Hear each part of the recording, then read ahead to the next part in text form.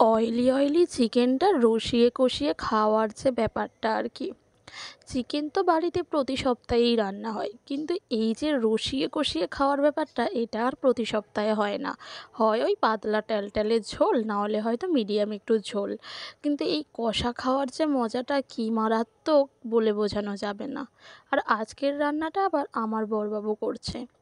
মানে উনি তো এমনিই রান্না করতে পছন্দ করে, মানে আবার রসিয়ে কষিয়ে রান্না করতে পছন্দ করে। তো আজকের মাংসটা একটু একটু যেন বেশিই রসিয়ে কষিয়ে সে করেছে। কি মারাত্মক টেস্ট হয়েছিল কি বলবো। এডিট করতে বসে অলরেডি আমার জিভে জল চলে আসছে। উফ, কি দারুণ স্বাদ হয়েছিল জানো তো। সাথে না আমি ২ টুকরো পেঁপে দিয়েছিলাম, যাতে মাংসটা ভালো করে সিদ্ধ হয়ে যায় আর কি।